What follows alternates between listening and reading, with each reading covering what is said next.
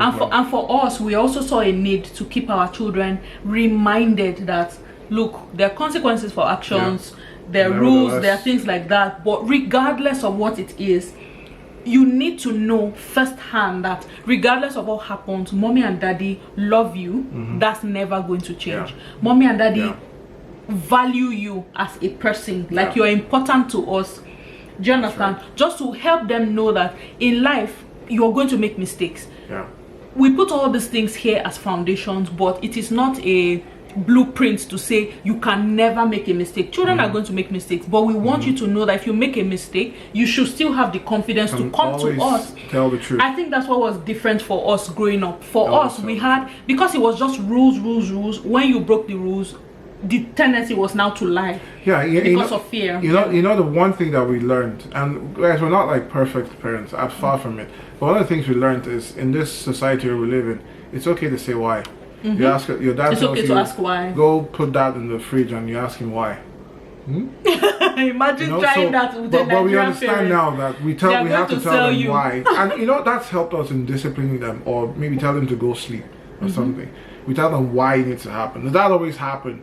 Maybe not at home, but we realize in daycare, they go to sleep, and the lady in daycare is like, your kids are so well behaved, like.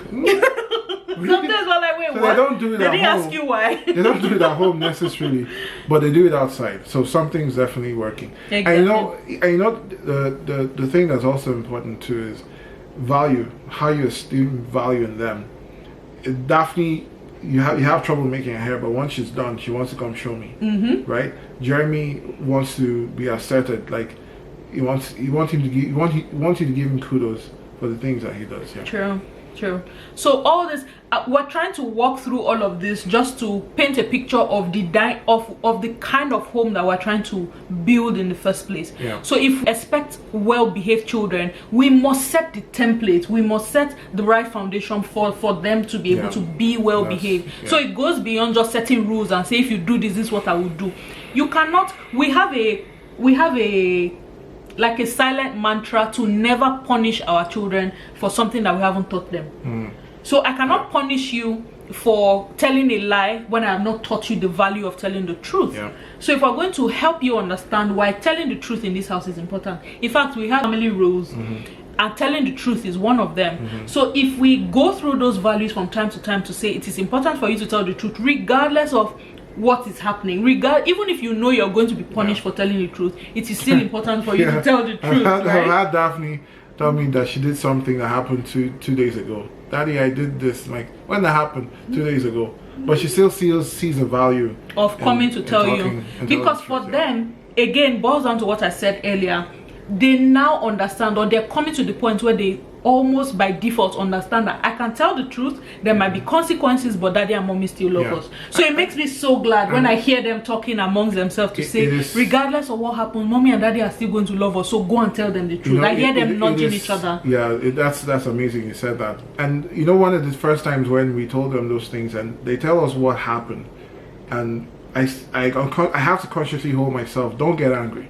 Even though it's annoying what they did, they've told you the truth, and you betray their confidence if you now flip like that. You flip, and so that's important. So we have rules. We have rules in this house. There are rules. Let's not even get it twisted. They know that there are some things, some behaviors are completely unacceptable in this house, and what we try to then do is make sure that there are consequences and there are rewards.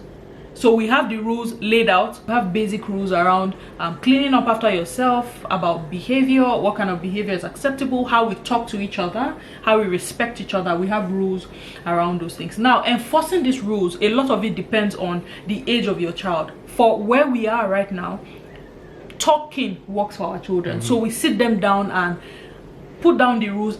Sometimes we even try to ask their opinion. Okay, this is what we want to do in this house. What do you think we can do to do this? And then they'll tell you, my children burst forth with ideas if you ask them. So it's important to them to be reminded that their opinions matter.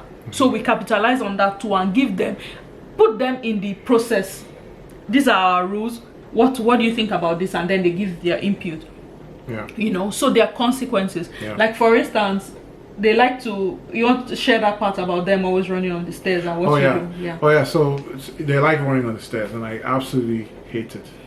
Just the thought of the stairs are dangerous, yeah, and they can fall. So you know, I would tell them, Jeremy, you guys are running the staircase. I don't like that. Stop. And then I noticed it doesn't work. They keep doing it, and then we started realizing, okay, you know what? Maybe you can even set the rules in the moment. I said, okay, you know what? If I have to tell you guys to stop running on the stairs again, I'm going to take away your TV privileges for the rest of the day. So it's up to you guys, up to you and Jeremy, or up to you and Daphne. If you guys want to keep running, that's fine. But if I have to tell you guys again, then I'm taking away your TV privileges, and you'll notice they will stop because it's left to them now. You're the own. You orchestrate your own discipline. Oh yeah. You know, so apart from setting the rules beforehand, you can set the rules in the moment. Depending on what's going on, that's true. And right?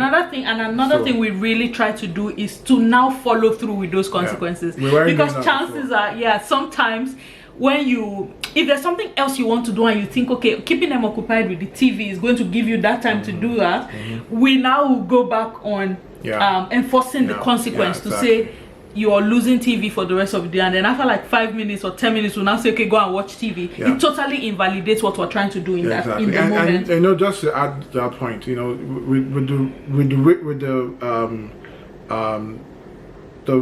the reward should be commensurate with the obedience, right?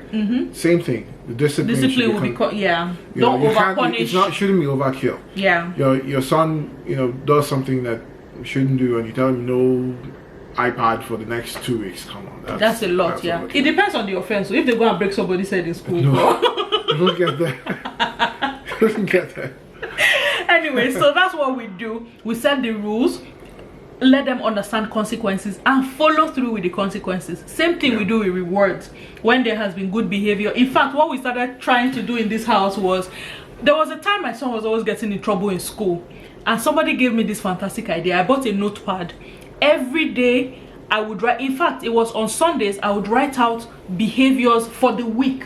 So on Monday I'll write the date and say, today I listened to my teachers, I played nicely in school, I followed all the rules in class. So I wrote those rules in his notebook and reached out to his teacher to say, Jeremy is going to be bringing this notebook to school. If he follows those rules, please tick the page. So we worked with the teachers and the caregivers to say, how did he behave today? Just knowing that he was in a position where somebody was watching his behavior and they were going to give me feedback, totally did the job. So every day his teacher will mark all the ones that he did, and the ones he didn't do, they'll put an asterisk and write under, this is what happened and this is what he did wrong. So the first few days there were a few checks and there were a few, he did this wrong. But before that exercise was over, there was no need for me to keep writing because he got the message, right? Just knowing that, okay, there's accountability, somebody's going to report me if I don't behave properly, right? And then when he now started to behave properly, we gave feedback as well, commendation. So discipline should not always only be when they have done something wrong. Feedback should not only be when they have done something wrong. When there's good behavior, offer a reward. Yeah, so for us, we would say, if you do all of this week, if you get 5 stars this week, we're going to have an outing somewhere they like. So for them, they will do anything to make sure they are earning their stars every day because of the reward. And, and there's something about, you know, you're bribing your child to have good behavior, but that's psychology. That's how life is. Psychology of attitude. The more things you repeatedly do, becomes a part of you. Without that's what we're trying to do. Actually, the reward is like dangling something sort of in front of them, but they're building habits while trying to get the reward. And I know it almost feels like you should make a second video because there's so many examples we could use. Right? If you tell for instance, I tell my son, you can't scream at your sister, I shouldn't scream at Jeremy. Exactly, guys. I can't scream at Marina either. Guys, so see, this thing sounds like it sounds like we're reading out of a textbook, but this is 4 years of unlearning and relearning. It's not something that we came up with overnight. We're still learning in the process. Oh gosh, I used to scream. I was have high blood pressure for not. Yeah, they'll just run out and be playing like, oh my god. Exactly. We had to really unlearn most of the things that we came with. We had to unlearn them. There were things that we had to relearn. So most of these things we're talking about is from reading books, is from attending seminars, is from listening to people and just sitting down to evaluate ourselves. You know, it's funny. You scream, and nothing happens. You scream louder and they stop. You know what has just happened there? They didn't stop because they heard you say stop. They stopped because they were scared. And that's what we didn't want. You know, they don't. Nothing. They don't Our children must never be afraid of us. That pattern we were going to interrupt because it was something that we both grew up with, and we were very determined to not let it repeat itself in our children. The dominant emotion between us and our children cannot be fear. Honestly, that's what all of this is about. That's why we put in the effort that we put in, just to make sure that if my son goes to school, he gets into major trouble and he needs to talk to somebody, we need to be the first set of people he will call, regardless of the fact that he knows, oh, mommy and daddy will be disappointed in this, but we are the ones he wants to talk to first. If you're able to establish that relationship, they will exactly, there are some things that they will not do because it's in trying to cover one bad thing they get into more major trouble. So we want to be sure that we are going to be in the picture in a way that you will consider us first. So that's what we're trying to do. You know, another thing with is accountability. For instance, very simple thing. They're both having lunch.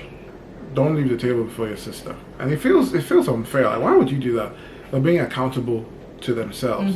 So that means if Jeremy does something, Daphne should be able to tell him to stop. Exactly. If he doesn't, let mommy and daddy know. Vice versa. So that's how we hold them accountable. So practical things like that you could try. Exactly, guys. We have said a whole lot in today's video. If you have questions and there are some things you would like us to address specifically, you can leave those questions in the comment section below. And we want to learn what you guys are exactly doing. What are you guys doing? This is what we have done. This is what's working for our family at the moment. Because of the age of our children, like I said, we're doing that because of where they are right now. If you have older children, what are you doing? Like, for those of you who have teenage children, please, we're getting there. We would like to hear we would like to hear how you're doing it, if you're how you do discipline for teenage children, especially away from Nigeria, away from Africa, or wherever it is you live. If you live abroad, how are you doing discipline for your teenage children? We would like to hear from you. Well, thank you very much for watching this video, guys. I hope you learned something from this. We would like to hear from you as usual. Leave your comments or your questions and your contributions below. Let's get the conversations going. If you're yet to subscribe to our channel, please do well to hit the subscribe button and turn on the bell notification so that you know every time that something happens. And if you want Fred and I to do more videos, please give us ideas. He's not watching. Tell me, what do you want us to talk about so we can bring him back and set him up? There's one other thing that I'm still going to bring him back to talk about, which is, don't worry, that conversation is going to come, don't worry. But if you have other ideas that you want us to shed more light on, please do well to leave them in the comment section below and we'll get to them. Thank you very much for watching this video. Until I come your way, my next video is Marina and Fred saying thank you and have a great day. Bye.